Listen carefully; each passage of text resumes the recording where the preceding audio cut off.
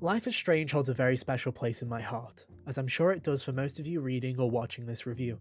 It's been a ride or die franchise for me since the very beginning, and despite falling out of love of it during Life is Strange 2, True Colours brought back my lost adoration with its wonderful world and beautiful story. The series has a way of attaching to people, and despite their rough edges and sloppy writing, each entry has emotionally resonated with me, and the franchise holds a very special place in my heart. That's doubly so for the original Life is Strange. It was 2016.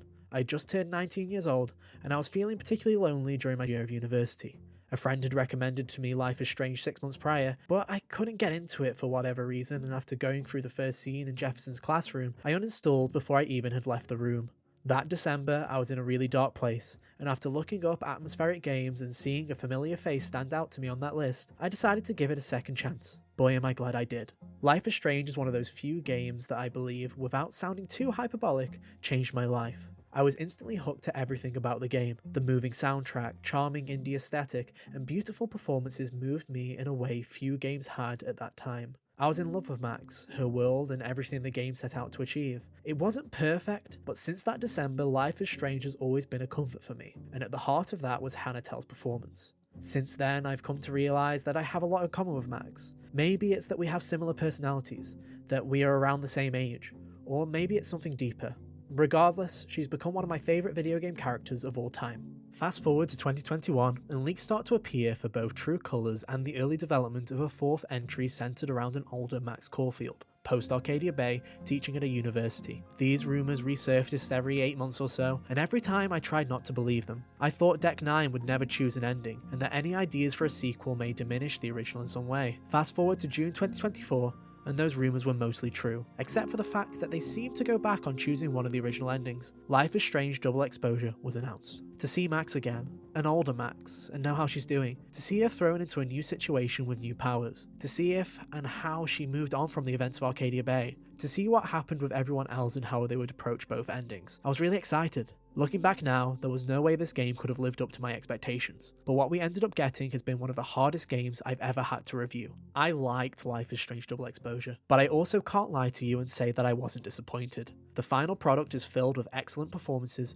charming story moments, and an excellent soundtrack. Heck, the first 3 episodes are some of the best Life is Strange episodes I have ever played. It's just a shame the second half tries so hard to undo everything that makes Life is Strange so special.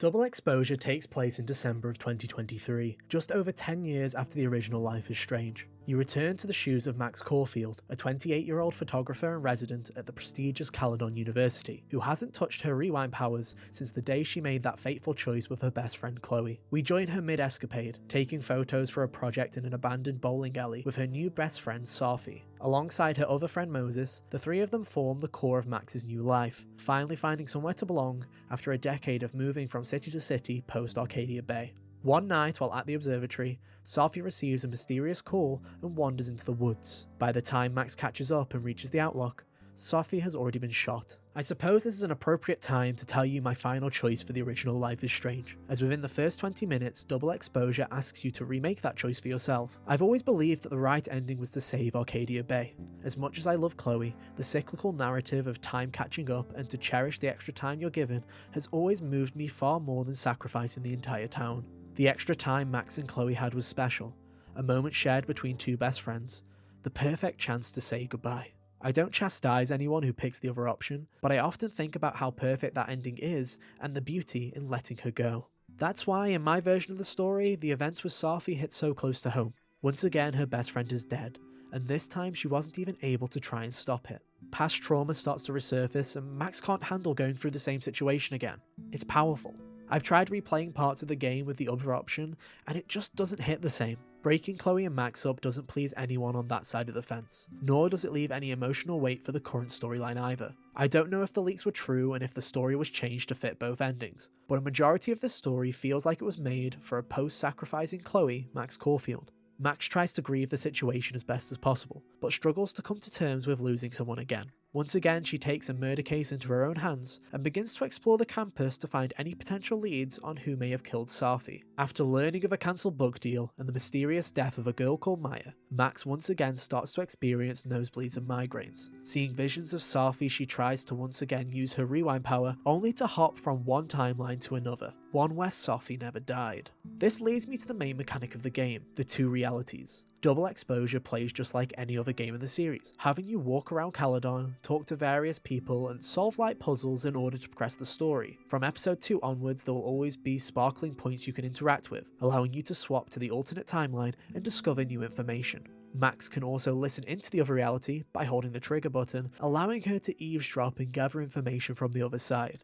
From here, everything changes, with the Alive timeline featuring a warmer colour palette and festive decorations, and the Dead timeline featuring a cooler colour palette and a melancholy tone. Text and social media posts may be different between realities, characters may have differing relationships with Max, and it's a really cool mechanic visually. There's some interesting concepts at play here, but they unfortunately don't live up to their full potential. Most puzzles involve only swapping a handful of times, mainly to get into locked rooms or to get a specific piece of intel from one of the realities. Characters do have differing personalities between realities, but this doesn't really impact the story at play whatsoever. I can only count on one hand the times where I actually thought the mechanic was used well, which is a shame, as I really thought the mechanic had potential. As for Caledon itself as a play space, it's a really atmospheric area to explore, but I can't help but feel it's smaller than past entries. A majority of the game takes place between 3 locations: the campus grounds, a main building, and the bar. These areas are fun to explore for the first few episodes, but once you realise that they are going to be reused throughout, they start to get old. Match this with a lack of change in the social media between the two realities, and the whole game left me wanting more from its exploration and discovery. From episode 2 onwards, the game opens up and you'll go through the many twists and turns Double Exposure has to offer, and for the first half, it's excellent. The first 2 episodes have you interviewing various suspects and exploring both realities in order to find the differences and figure out the truth behind Safi's murder. A majority of the side characters are done well enough, with Moses and Gwen being standouts to me in a cast of mostly throwaway characters.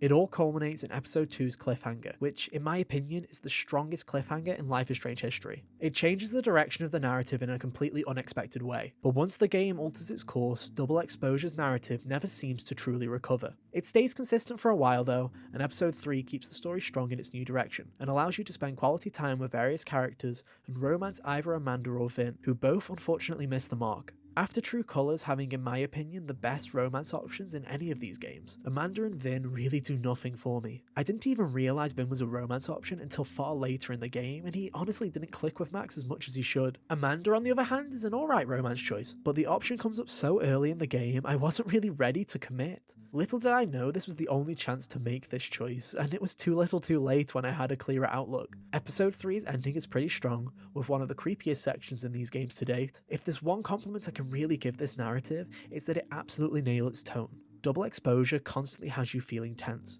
with dark and creepy situations around every corner. Unfortunately, it's also at this point where the plot takes a turn for the worse. Episode 4 is a mess, having roughly half the runtime of the prior 3 episodes, and has only one great scene surrounded by filler. For a game so set on giving the player an abundance of questions, episode 4 decides to ignore all of them to dive into a side story that doesn't even make sense if you start to question it. Episode 5 borders on cliché, and despite its return to series tropes, seems to be fundamentally opposed to what makes Life is Strange so special. It comically villainizes characters, makes a mockery of its timelines, and attempts to rush to the finish line by any means necessary. There are some nice callbacks and creepy moments that I think are done well here, but the overarching narrative is so weak it ruins any impact those pieces may have. By the time I was done with Double Exposure, it left me wondering what the future will hold, and not in a good, optimistic way either. The ending left me polarised. On one hand, I can see a future where the idea works, and maybe in 3 or 4 years I'll be writing a review and laughing at how worried I was right now. But at the same time,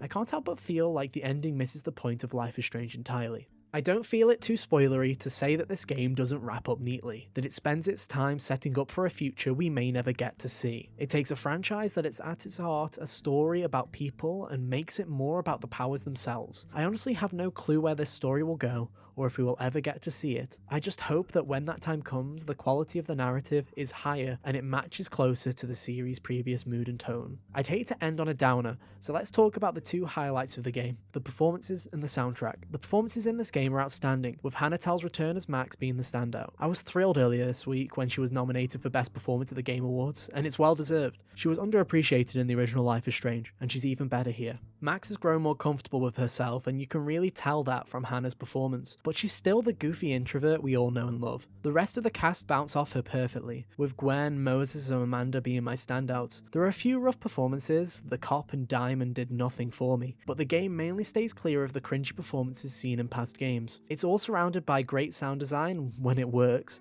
and a phenomenal soundtrack. I'm starting to think this may be one of the strongest soundtracks in Life is Strange history, with its haunting undertones and atmospheric themes working wonders for Caledon University.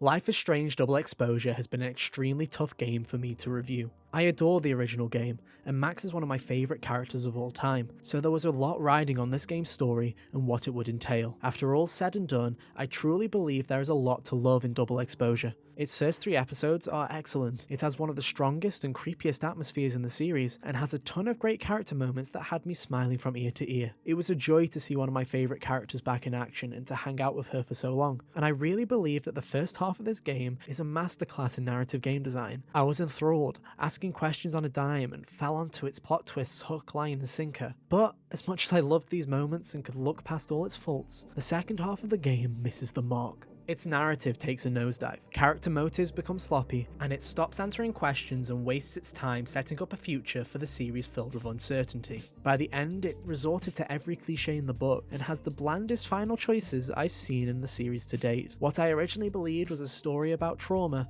became a game solely focused on the powers themselves, which almost feels antithetical to the whole idea of Life is Strange. Match this with its lack of commitment to the game's original choices, and I can honestly see why this game has been so polarising to many of its players. Despite all the praise I have for Life is Strange Double Exposure, I can't help but feel hesitant on recommending the full game. I want to make it clear that there is far more good here than bad, and the high points are worth experiencing regardless of its larger faults. Just maybe get it on sale. You may come off feeling more polarised than me, but there was so much I enjoyed with this game, and I really don't regret buying it. I'm so grateful we got to spend more time with Max Caulfield. I just wish Deck 9 went with the smaller, more personal story that the game was advertised on. I feel like a lot of the discourse online is overblown, and there's so much to love here, but with its 12-hour runtime and $50 entry fee, I can't help but feel that Deck 9 bit off more narrative than they could chew. Nothing blatantly wrong with Double Exposure, but the cracks in its narrative show that if they are planning to do what they have begun setting up for the future, they need to understand what makes Life is Strange truly special, as it's not the powers, villains, or the massive choices that make these games work,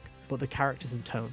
Life is Strange does a wonderful job of zooming in on the ordinary thrown into extraordinary situations. They're about love, loss, and taking in the atmosphere. The power isn't what matters, it's the effect it has on the characters and what they learn about themselves in the process. They may still pull this narrative back to what makes this series so special, but I feel like some of these core traits are lost in Double Exposure. This is the first Life is Strange game that didn't hit me close to home. There were no tears, no feelings of loss, and by the end I couldn't help but miss that melancholy feeling. There's still a lot of potential with this franchise, and I look forward to whatever happens next, but I can't help but be more hesitant for this franchise I used to love no matter what.